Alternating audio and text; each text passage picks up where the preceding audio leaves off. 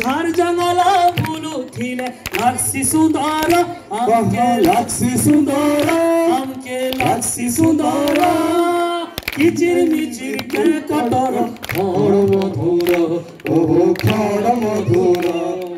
যমুনা কন্ধুড়ি বালিকা উচ্চ বিদ্যালয় শ্রী শ্রী নୃସିଂହନାଥ ମନ୍ଦିର ଟ୍ରଷ୍ଟ ବୋର୍ଡ଼ ଦ୍ୱାରା 1993 ମସିହାରେ ପ୍ରତିଷ୍ଠା ହୋଇଥିଲା।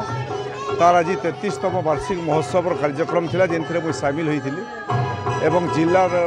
District education officer, block development officer, ମନ୍ଦିର କାର୍ଯ୍ୟନିର୍ବାହୀ ଅଧିକାରୀ ଏବଂ ଅନେକ ବ୍ୟକ୍ତିବିଶେଷ ଆଜି କାର୍ଯ୍ୟକ୍ରମରେ ସାମିଲ ହୋଇଥିଲେ। ବିଭିନ୍ନ କ୍ଷେତ୍ରରେ ସ୍ପୋର୍ଟସରେ କୃତି ଲାଭ କରିଥିବା ଛାତ୍ରୀମାନଙ୍କୁ ପୁରସ୍କାର ବଣ୍ଟନ ବି କରାଗଲା ଏବଂ ଆଗାମୀ ଏହି ବିଦ୍ୟାଳୟର रिजल्ट 100% होइछे एवं लोक मानकर सहायतारे 33 वर्ष तले नृसिंहनाथ मंदिर ट्रस्ट द्वारा प्रतिष्ठा ये विद्यालय सुरुखुरु चली आशा करुचे ये विद्यालय उत्तरोत्तर उन्नति हेबा आगामी दिन में एवं वार्षिक उत्सव अवसर समस्त को शुभेच्छा एवं अभिनंदन ज्ञापन करुचे। देखुन जमुना कन्नड़ी बालिका उच्च विद्यालय पाइकमाल ब्लॉकर एकमात्र बालिका विद्यालय जो समय नृसिंहनाथ ट्रस्ट बोर्ड सभापति थे श्रीमान प्रदीप पुरोहित जे कि एबेका सांसद से 1993 मसीह पाइकमाल ब्लॉक रे एक नारी शिक्षार उन्नति करने से परिकल्पना कले एवं हटकिशोर पाणिग्राही प्रस्ताव क्रमे से पाइकमाल रे एक बालिका विद्यालय स्थापन कले 1993 मसीह से दिन ठारू आज हूँ 33 वर्ष। तेणुक आम समस्ते हस उल्लास सहित प्रतिष्ठाता प्रदीप पुरोहित उपस्थिति रे आज यही कार्यक्रम परिचालित होछि एवं यही विद्यालय नृसिंहनाथ मंदिर यही विद्यालय स्थापन करने 5 एकर जमी देवा संगे संगे यही विद्यालय को परिचालना करने विद्यालयर समस्त कर्मचारी को 1993 मसीह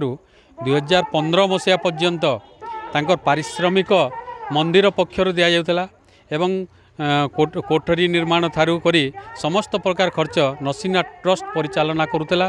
एवं ओडिशा सरकार जेते बेले तांकर हाथ को नेले कर्मचारी माने तापर सरकार को ठारू से अनुदान हिसाब से पाउना पाउछंती। जमुना कंधणी बालिका उच्च विद्यालय 33तम वार्षिक उत्सव रे आसिकी मो बहुत खुशी। किछि दिन आगरू आम लायंस क्लब तरफ इस विद्यालय को आसिकी आम मानसिक स्वास्थ्य उपरे गोटे सचेतनता अभियान आम करूँ। से समय रे प्रधान शिक्षक महोदय मते अनुरोध करते 22 तारिख रे आमर फंक्शन अब आसबे बोलिकी